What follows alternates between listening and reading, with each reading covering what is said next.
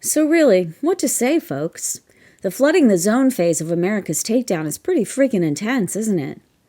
You know, several years ago, a guy I went to high school with threatened me with sexual violence on Facebook because he thought I was snotty to him senior year. I didn't remember the guy at all. I told him he had no idea what I was going through 30 years ago. He said he knew I had a black brother who was troubled, and so what? As though that must have been what I was talking about. He had no idea I was suicidal at that time. But I guess he interpreted my suffering as snotty, and he simmered that grudge for decades until he got the chance to own me on Facebook. Yeah, it feels like that's the prototype of who's got hold of America's joystick, and there's not a lot we can do until some grown-ups come onto the scene. But there aren't any grown-ups left. I guess at some point we'll be looking to Melania and Usha, wondering when their character arc is going to hit that point in The Handmaid's Tale when the commander's wife gets her finger cut off for crossing her husband and realizes what she's done to women. Of course, I would assume Melania and Usha wouldn't care about women, but maybe they'd have concern for their children's futures? One day, wrapped in their monotone layered wool ensembles, they might come to their senses while fleeing a wildfire or hiding in a bomb shelter. Maybe they'll think, oh shit, what did my husband do? Yeah, I won't hold my breath.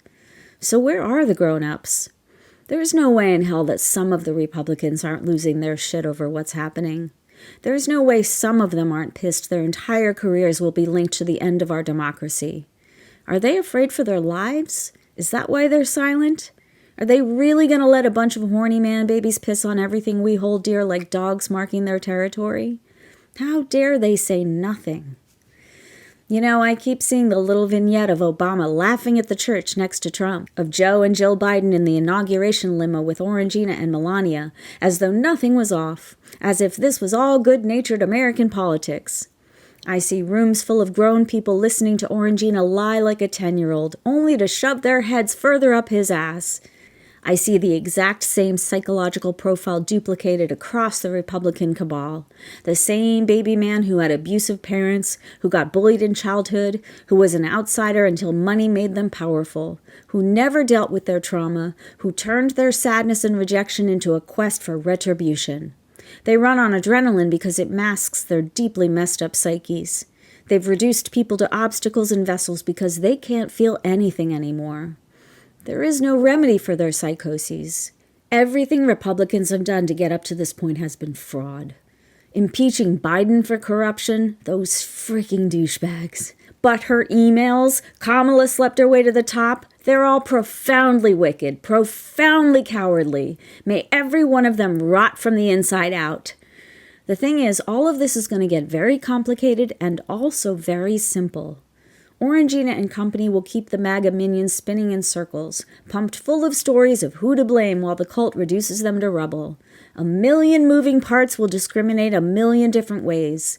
The cruelty will be a laugh riot to the hateful idiots until the cruelty reaches them. It's only a matter of time. Then it becomes simpler. Once they all feel the pain, it becomes so much simpler to land our message. All we have to say is, look what they've done to you. Look how much they hate you.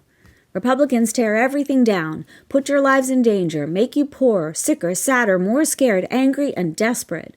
Dems rebuild broken people and broken systems. But not your geriatric Dems. Not your stock trading Dems. Not the Dems who shake their fists at the enemy and then go have a nice dinner. This fight is going to summon our most furious fighters. If nothing else, this fight is going to catalyze the turnover we've needed for a long time in the Democratic Party.